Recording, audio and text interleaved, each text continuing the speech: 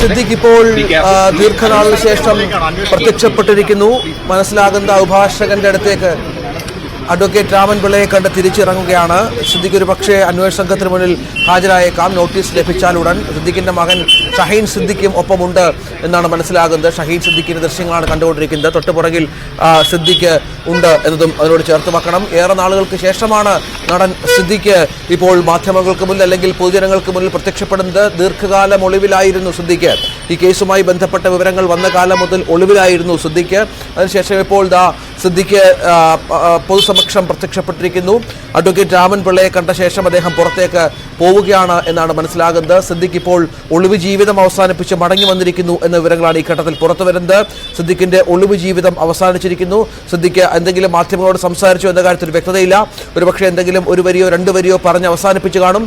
ഏതായാലും സിദ്ദിഖ് പുറത്ത് ഇറങ്ങിയിരിക്കുന്നു. സിദ്ദിഖിനെ ഇപ്പോൾ നമുക്ക് ദൃശ്യങ്ങളിൽ കണ്ടു അല്പം മുമ്പ്. സിദ്ദിഖും ഒപ്പം സിദ്ദിഖിന്റെ മകൻ ഷഹീനുമാണ് ദൃശ്യങ്ങളിൽ ഉണ്ടായിരുന്നത്. അവർ ഇരുവരും ചേർന്ന് അഡ്വക്കേറ്റ് രാമൻ പിള്ളയെ കണ്ട ശേഷം ഇപ്പോൾ അദ്ദേഹത്തിന്റെ ഓഫീസിൽ നിന്ന് പുറത്തേക്ക് പോകുന്നു എന്നാണ് വ്യക്തമാകുന്നത്. ഏറെ പ്രധാനപ്പെട്ട ദൃശ്യങ്ങൾ കൂടിയാണ് ഇത് എന്നുള്ളതാണ്. കൊച്ചിയിൽ തന്നെയാണ് സിദ്ദിഖ് ഉള്ളത് എന്ന് മനസ്സിലാകുന്നു. ഒളിവിൽ നിന്ന് ഇപ്പോൾ പുറത്തേക്ക് വന്നു കഴിഞ്ഞു. ഒരാഴ്ചയിലേറെക്കാലമായി സിദ്ദിഖ് ഒളിവിലായിരുന്നു. ഇപ്പോൾ അഭിഭാഷകനെ കണ്ടതിനു ശേഷം സിദ്ദിഖ് പുറത്തേക്ക് പോകുന്ന ദൃശ്യങ്ങളാണ് കണ്ടുകൊണ്ടിരിക്കുന്നത്. നമുക്കറിയാം സിദ്ദിഖുമായി ബന്ധപ്പെട്ട് വളരെ പ്രധാനപ്പെട്ട ഒരു അന്വേഷണത്തിലായിരുന്നു അന്വേഷണ സംഘം എന്നുള്ളതാണ്. ഇനി അവർക്ക് സിദ്ദിഖിന് നോട്ടീസ് നൽകാം, അറസ്റ്റ് ചെയ്യാം. പക്ഷേ അറസ്റ്റ് ചെയ്താൽ ഉടൻ തന്നെ ജാമ്യത്തിൽ വിടേണ്ടി വരുന്ന പശ്ചാത്തലം കൂടി ഒരുങ്ങും. മാധ്യമങ്ങളോട് പ്രതികരിച്ചില്ല സിദ്ദിഖ് എന്നാണ് മനസ്സിലാകുന്നത്. കാറിലുള്ളത് ആ ദൃശ്യങ്ങളിലുള്ളത് നടൻ സിദ്ദിഖാണ് എന്നതുകൂടി ചേർത്ത് വെക്കണം.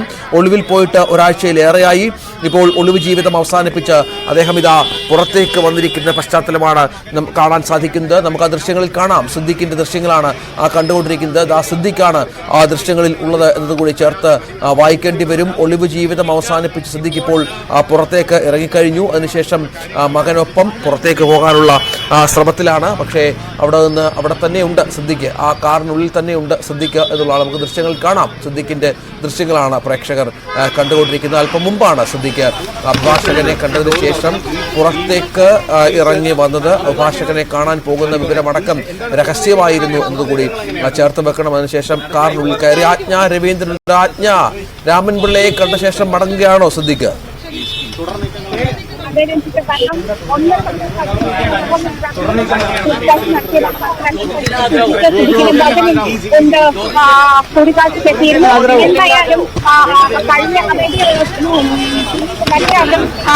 കഴിഞ്ഞ അതായത് ദിലീപ് നടിയെ ആക്രമിച്ച കേസിൽ ദിലീപിന്റെ അഭിഭാഷകൻ വി രാമൻപിള്ളയെന്ന് മാത്രമല്ല ഈ മുൻകൂർ ജാമ്യവുമായി ബന്ധപ്പെട്ടുള്ള നിയമോപദേശവും തേടിയത് വി രാമൻപിള്ളയുമായി സംസാരിച്ച ശേഷമായിരുന്നു. അദ്ദേഹം ഒരുപക്ഷെ തുടർ നടപടികൾ, അതായത് ഇതുമായി ബന്ധപ്പെട്ടുള്ള തുടർ നടപടികൾ സ്വീകരിക്കാനുള്ള ഒരുക്കത്തിലായിരിക്കാം. ഈ രണ്ടാഴ്ചയാണ് ഹൈക്കോടതിയും സുപ്രീം കോടതിയും മുൻകൂർ ജാമ്യം നൽകിയിരിക്കുന്നത്. അതേ തുടർന്നുള്ള നടപടികൾ സ്വീകരിക്കാനുള്ള ഒരുക്കത്തിൽ തയ്യാറെടുപ്പിലായിരിക്കാം. അതിനുള്ള നിയമോപദേശം തേടാനായിരിക്കാം അദ്ദേഹം അഭിഭാഷകനുമായി കൂടിക്കാഴ്ച നടത്തിയത് എന്നാണ് വ്യക്തമാകുന്നത്. എന്തായാലും അന്വേഷണ സംഘത്തിന് മുൻപാകെ അവർ ആവശ്യപ്പെടുമ്പോഴൊക്കെ ഹാജരാകണമെന്ന് നിർദ്ദേശമുണ്ട്. ആ നിർദ്ദേശത്തെ തുടർന്നായിരിക്കാം ഒരുപക്ഷെ അതേ തുടർന്ന് അതായത് അറസ്റ്റ് ഉണ്ടാവരുത്, 2 ആഴ്ചയോളം ഉള്ള കാലഘട്ടത്തിൽ അറസ്റ്റ് ഉണ്ടാവരുതെന്ന് സുപ്രീം കോടതി നിർദ്ദേശമുണ്ട്. എന്നാൽ അന്വേഷണ സംഘവുമായി സഹകരിക്കുകയും വേണം എന്നൊരു സാഹചര്യം കൂടിയുണ്ട്. പക്ഷേ ഇതുമായി ബന്ധപ്പെട്ടുള്ള നിയമോപദേശവും തേടിയ ആണ് അഡ്വക്കേറ്റ് രാമൻ പിള്ളയുമായി കൂടിക്കാഴ്ച നടത്തിയത് എന്നാണ് മനസ്സിലാക്കാൻ കഴിയുന്നത്. സിദ്ദിഖ് ഇപ്പോൾ കൊച്ചിയിൽ കൊച്ചിയിൽ തന്നെയാണ് അഭിഭാഷകനെ കണ്ടതിന് ശേഷം സിദ്ദിഖ് മടങ്ങുന്നത് എന്നാണ് മനസ്സിലാകുന്നത്. മാധ്യമങ്ങളോട് പ്രതികരിക്കാൻ ഒരു വരി കൊണ്ടുപോലും പ്രതികരിക്കാൻ സിദ്ദിഖ് തയ്യാറായില്ല. സിദ്ദിഖിന്റെ മകനും ഒരു വരി പോലും സംസാരിച്ചില്ല എന്നാണ് മനസ്സിലാക്കേണ്ടത്. അഭിഭാഷകനെ കണ്ടു, അഡ്വക്കേറ്റ് ബി രാമൻപിള്ളയെ കണ്ടു. അതിനുശേഷം മടങ്ങുന്ന ദൃശ്യങ്ങളാണ്. രാമൻപിള്ളയുടെ ഓഫീസിലെത്തി രഹസ്യമായി രാമൻപിള്ളയെ കാണാനായി എത്തിയതാണ് സിദ്ദിഖ്. പക്ഷേ തുടർ നീക്കങ്ങൾ ചർച്ച ചെയ്തു. പക്ഷേ മാധ്യമങ്ങൾ അറിഞ്ഞ് അവിടെ എത്തുകയായിരുന്നു. പക്ഷേ മാധ്യമങ്ങളോട് സിദ്ദിഖ് പ്രതികരിച്ചില്ല എന്നത് തന്നെയാണ് ഏറ്റവും പ്രധാനപ്പെട്ട വിവരം. അല്പം മുമ്പാണ് സിദ്ദിഖ് പുറത്തേക്ക് ഇറങ്ങുകയും മാധ്യമങ്ങളോട് സംസാരിക്കാതെ മടങ്ങുകയും ചെയ്തത് എന്താണ് വ്യക്തമാകുന്നത്. ഇതിന് അല്പം മുമ്പാണ് സിദ്ദിഖ് ഇവിടെ എത്തിയത്. ഇവിടെ ഈ പറഞ്ഞ രാമൻ പിള്ളയുടെ കൊച്ചിയിലെ ഓഫീസിൽ എത്തിയതിനു ശേഷമാണ് അദ്ദേഹത്തെ നേരിട്ട് കണ്ട് സംസാരിക്കുകയും മറ്റും ചെയ്ത് തുടർ നീക്കങ്ങളെക്കുറിച്ചുള്ള ചർച്ചകളടക്കം അദ്ദേഹം നടത്തിയിരുന്നു എന്നാണ് മനസ്സിലാകുന്നത്. അഭിഭാഷകനെ കണ്ടു, കൂടിക്കാഴ്ച നടത്തി, രാമൻപിള്ളയുടെ ഓഫീസിലെത്തി. അദ്ദേഹത്തിന് ഈ സുപ്രീം കോടതിയിൽ നിന്ന് ജാമ്യം കിട്ടിയ പശ്ചാത്തലം കൂടി ഇതിനോട് ചേർത്ത് വായിക്കണം. ജാമ്യത്തിന് ശേഷമാണ് ഇപ്പോൾ ജാമ്യം ഇന്നലെയാണ് സിദ്ദീഖിന് ജാമ്യം ലഭിച്ചത്. സിദ്ദീഖിന്റെ വീടിന് മുന്നിൽ ലഡു വിതരണവും മറ്റും ഉണ്ടായിരുന്നു. അതിനുശേഷമാണ് ഇപ്പോൾ പുറത്തിറങ്ങി മാധ്യമങ്ങളോട് സംസാരിക്കാതെ, മകനൊപ്പമാണ് അദ്ദേഹം എത്തിയത്, മാധ്യമങ്ങളോട് സംസാരിക്കാതെ അദ്ദേഹം ഇപ്പോൾ തിരിച്ച് സ്വന്തം വീട്ടിലേക്ക് പോവുകയാണ്.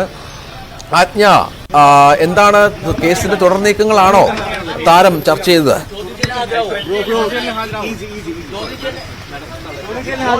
തീർച്ചയായിട്ടും രഞ്ജിത്ത്, കാരണം 2 ആഴ്ച കാലയളവിൽ ഈ 8 വർഷം എന്തുകൊണ്ടാണ് പരാതി നൽകിയത് പരിശോധിക്കാൻ സർക്കാർ തയ്യാറാകാത്തത് എന്നുള്ള കാര്യം പരിശോധിച്ച ശേഷം തുടർ നടപടി എന്നാണ് സുപ്രീം കോടതി അറിയിച്ചിരിക്കുന്നത്. അത് സിദ്ദീഖിനുള്ള ഇളവല്ല എന്നാണ് മനസ്സിലാക്കേണ്ടത്. ആ ഒരു സാഹചര്യത്തിൽ കൂടി ഇതിൽ തുടർ നീക്കങ്ങൾ എന്തൊക്കെയായിരിക്കാം, നിയമോപദേശം അത് സംബന്ധമായ നിയമോപദേശം തേടാൻ വേണ്ടിയാണ് അഡ്വക്കേറ്റ് ബി രാമൻപിള്ളയുമായി കൂടിക്കാഴ്ച നടത്തിയതെന്നാണ് മനസ്സിലാക്കാൻ കഴിയുന്നത്. കഴിഞ്ഞ ദിവസം നമ്മൾക്ക് മനസ്സിലായതാണ് സുപ്രീം കോടതിയിൽ ഈ കേസുമായി ഉണ്ടായ തർക്കങ്ങൾ അല്ലെങ്കിൽ വാദം എന്തൊക്കെയാണെന്ന് കേട്ടതാണ്.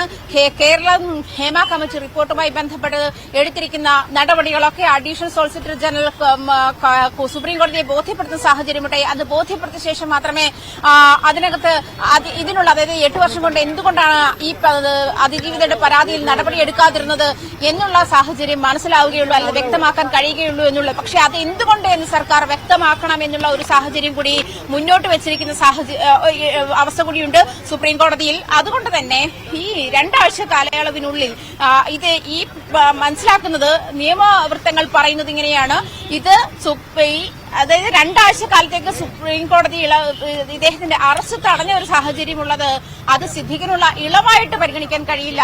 മുൻകൂർ ജാമ്യം എന്നൊരു അവസ്ഥയിൽ ആ മുൻകൂർ ജാമ്യം നിലനിൽക്കുന്ന ഒരു കാലഘട്ടം എന്ന് പറയുന്നത് വെറും 2 ആഴ്ച മാത്രമാണ്. 2 ആഴ്ചയ്ക്ക് ശേഷം ഈ കേസ് വീണ്ടും പരിഗണിക്കും.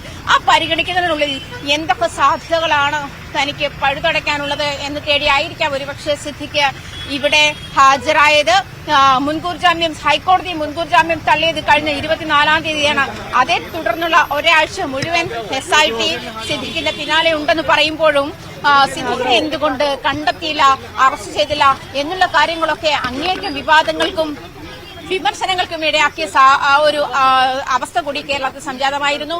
ആ സാഹചര്യത്തിലാണ് സുപ്രീം കോടതിയിലെത്തി അതിന് മുൻകൂർ ജാമ്യം നേടാനുള്ള ഒരു അവസരം അല്ലെങ്കിൽ അതിന് സാവകാശം കൊടുക്കുകയായിരുന്നു അങ്ങനെ ചെയ്തത് പോലീസിന്റെ ഭാഗത്തുനിന്നും അങ്ങനെ ഒരു നീക്കമുണ്ടായത് എന്ന വിമർശനം ശക്തമായിരിക്കെയാണ് സുപ്രീം കോടതിയിൽ നിന്നും സിദ്ദീഖ് മുൻകൂർ ജാമ്യം നേടുന്നത്.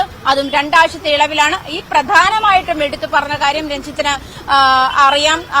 നമ്മൾ നേരത്തെ ഞാൻ സൂചിപ്പിച്ചതുപോലെ 8 വർഷം എന്തുകൊണ്ടാണ് അതിജീവിതയുടെ പരാതിയിന്മേൽ നടപടി ഉണ്ടാകാതിരുന്നത്, അല്ലെങ്കിൽ അതിലെന്ത് നടപടി സ്വീകരിച്ചു എന്ന് സർക്കാർ വ്യക്തമാക്കണം. അതിൽ നടപടി സ്വീകരിക്കാതിരുന്നതിന്റെ കാരണം പഠിച്ച ശേഷം, അത് വ്യക്തമായ ശേഷം 2 ആഴ്ചയ്ക്കുള്ളിൽ ഈ കേസ് വീണ്ടും പരിഗണിക്കുമെന്നാണ്. അപ്പോൾ അതിനുള്ളിൽ നിയമവൃത്തങ്ങൾ പറയുന്നതും മനസ്സിലാക്കുന്നതും ഇങ്ങനെയാണ്. അതൊരു ഇളവല്ല, അത് ആ ഒരു കാലതാമസം, ആ ഒരു സമയത്തിനേക്ക് വേണ്ടത് കാലതാമസത്തേക്ക് മാത്രമാണ് ഈ മുൻകൂർ ജാമ്യം 2 ആഴ്ച 14 ദിവസം എന്നൊരു ദിവസത്തിലേക്ക് ചുരുക്കപ്പെട്ടത്. അതുകൊണ്ട് തന്നെ അതിൽ ഇനി തുടർ നീക്കങ്ങൾ എന്താണ് എന്ന് വ്യക്തമാകേണ്ടതുണ്ട്. അതുകൊണ്ട് തന്നെ ആയിരിക്കാം ഇത്രയും ഹൈക്കോടതിയിലെ വളരെ മുതിർന്ന അഭിഭാഷകനായ അഡ്വക്കേറ്റ് ബി രാമൻപിള്ളയെ നടിയെ ആക്രമിച്ച കേസിൽ ദിലീപിന്റെ അഡ്വക്കേറ്റാണ് അദ്ദേഹത്തെ സമീപിച്ചത് എന്നാണ് മനസ്സിലാക്കാൻ കഴിയുന്നത്. സിദ്ദീഖും മകൻ ഷഹീനും സിദ്ദീഖിനൊപ്പം ഉണ്ടായിരുന്നു. കഴിഞ്ഞ ദിവസം ഡൽഹിയിലും സിദ്ദീഖിന് വേണ്ടി സുപ്രീം കോടതിയിൽ ഷഹീനാണ് ഹാജരായതും. രഞ്ജിത്ത്, ഏതായാലും സിദ്ദീഖ് ഒരാഴ്ചത്തെ ഒളിവ് ജീവിതത്തിന് ശേഷം സിദ്ദീഖ് പ്രത്യക്ഷപ്പെട്ടിരിക്കുന്നു. ഒളിവ് അവസാനിപ്പിച്ചു. കൊച്ചിയിൽ സിദ്ദീഖ് പൊങ്ങി എന്നാണ് മനസ്സിലാക്കേണ്ടത്. എവിടെയായിരുന്നു ഇത്രയും കാലം, എവിടെയായിരുന്നു മുങ്ങിക്കിടന്നത് എന്നുള്ളതിനെക്കുറിച്ച് ധാരണയില്ല. പക്ഷേ സിദ്ദീഖ് ഇപ്പോൾ കൊച്ചിയിൽ പൊങ്ങി എന്നുള്ള ഏറ്റവും പ്രധാനപ്പെട്ട വിവരമാണ് ഈ ഘട്ടത്തിൽ നൽകാനുള്ളത്. അഭിഭാഷകനെ കണ്ട ശേഷം അദ്ദേഹം മടങ്ങി. അദ്ദേഹം മാധ്യമങ്ങളുടെ ചോദ്യങ്ങൾക്ക് പ്രതികരിക്കാൻ തയ്യാറായില്ല. ഒപ്പം മകൻ ഷഹീനും ഉണ്ടായിരുന്നു എന്നാണ് മനസ്സിലാക്കേണ്ടത്. ഷഹീനും മാധ്യമങ്ങളോട് സംസാരിച്ചില്ല. അങ്ങനെ ഏറെ നാളത്തെ ഒളിവ് ജീവിതത്തിന് ശേഷം നടൻ സിദ്ദീഖ് ഇപ്പോൾ പുറത്ത് പൊതുജന പക്ഷം സിദ്ദിഖിനെ കാണാം. ഏറെ നിർണായകമായ ദിവസങ്ങളായിരുന്നു. വലിയ നിയമപോരാട്ടത്തിന് ശേഷം സുപ്രീം കോടതിയിൽ നിന്ന് ജാമ്യം ലഭിച്ച പശ്ചാത്തലം കൂടി ഇതിലൂടെ ചേർത്ത് വായിക്കണം. അതിനുശേഷമാണ് ഇപ്പോൾ സിദ്ദിഖ് എന്ന മലയാള സിനിമയിലെ നടൻ, പീഡന ആരോപണങ്ങളിൽ ഇത്തരത്തിൽ കുടുങ്ങിയ നടൻ ഇപ്പോൾ ഒരു പുറത്തിറങ്ങി ആളുകളെ കാണാനുള്ള തീരുമാനമെടുത്തിരിക്കുന്നു. അതിനുശേഷം ഇപ്പോൾ ഇതാ സിദ്ദിഖ് മാധ്യമങ്ങളോട് സംസാരിക്കാതെ മടങ്ങുന്ന ദൃശ്യങ്ങൾ കൂടിയാണ് കാണുന്നത്. ആജ്ഞ രവീന്ദ്രൻ തുടരുന്നുണ്ട്. ആജ്ഞ, എന്താണ് തുടർ നീക്കങ്ങൾ? എന്തെങ്കിലും വിവരങ്ങൾ ലഭ്യമായിട്ടുണ്ടോ?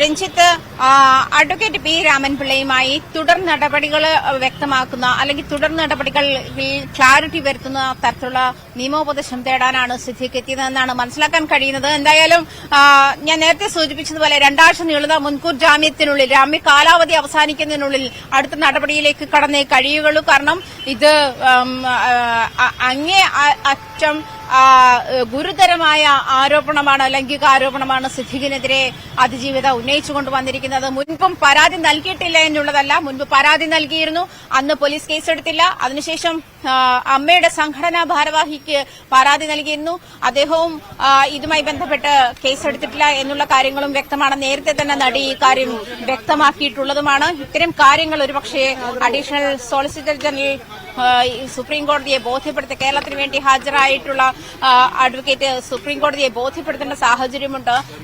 ഈ കാര്യത്തിൽ വളരെ വ്യക്തമായ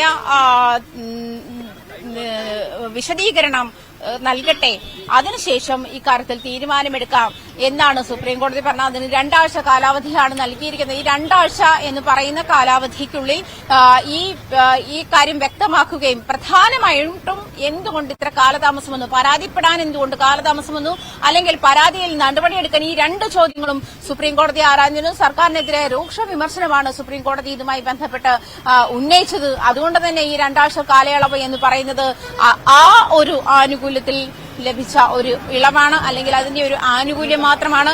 അല്ലാതെ അത് എക്കാലത്തേക്കും രക്ഷപ്പെടാനുള്ള ഒരു പഴുതല്ല. പക്ഷേ അതുകൊണ്ട് തന്നെ മാത്രമല്ല, സിദ്ദിഖിന്റെ നേരത്തെ സൂചിപ്പിച്ചതുപോലെ സിദ്ദിഖിന്റെ മുൻകൂർ ജാമ്യം ഹൈക്കോടതി തള്ളുന്ന സാഹചര്യത്തിൽ, തള്ളിയ ശേഷം അറസ്റ്റുമായി ബന്ധപ്പെട്ടുണ്ടായ സാഹചര്യം, അതല്ലെങ്കിൽ സിദ്ദിഖിന്റെ മൊബൈൽ ഫോൺ സ്വിച്ച് ഓഫ് ആയത് പാലാരിവട്ടത്ത് ആണ്, അവസാനമായി ഓണായിരുന്നത് പാലാരിവട്ടത്താണ് എന്ന് പറയുന്നിടത്ത് അവസാനിച്ചു പോലീസ് അന്വേഷണവുമൊക്കെ എന്ന് പറയുമ്പോൾ തന്നെ അങ്ങേയറ്റം രൂക്ഷ വിമർശനമാണ് പൊതുസമൂഹത്തിന്റെ ഭാഗത്തുനിന്നും സിദ്ദിഖിനെ പിടികൂടാത്തതിന്റെ പിൻബലത്തിൽ പോലീസിനും അതുപോലെ SITക്ക് നേരെയും ഉണ്ടായത്. അന്വേഷണ സംഘത്തെ സിദ്ദിഖ് സുപ്രീം കോടതിയിൽ ഇതുമായി ബന്ധപ്പെട്ടുള്ള ആനുകൂല്യം തേടിയ ശേഷം തിരിച്ചെത്തിയാൽ മതി എന്ന് ഉന്നത ഉദ്യോഗസ്ഥർ അന്വേഷണ സംഘത്തെ അറിയിച്ച ശേഷം അവര് കൊച്ചിയിൽ നിന്ന് തിരിച്ചു പോകുന്ന സാഹചര്യം വരെ ഉണ്ടായിരുന്നു.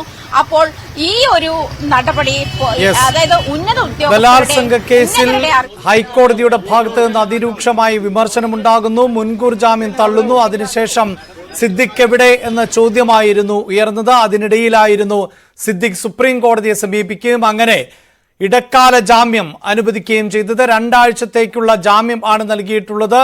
അറസ്റ്റ് ഉൾപ്പെടെയുള്ള നടപടികളിലേക്ക് പോയാൽ വിചാരണ കോടതിയുടെ നിബന്ധനകൾക്കനുസരിച്ച് ജാമ്യം നൽകണം എന്ന നിർദ്ദേശം കൂടി സുപ്രീം കോടതി മുന്നോട്ട് വെച്ചിരുന്നു. ഈ പശ്ചാത്തലത്തിലാണ് ഒരാഴ്ചയ്ക്ക് ശേഷം സിദ്ദിഖിനെ ഇപ്പോൾ പുറം ലോകം കണ്ടത്. ഈ വാർത്തയിലേക്ക് വളരെ പെട്ടെന്ന് വരാം. ലൈവ് at 6 ആരംഭിക്കുന്നു. ആദ്യം പ്രധാന തലക്കെട്ടുകൾ.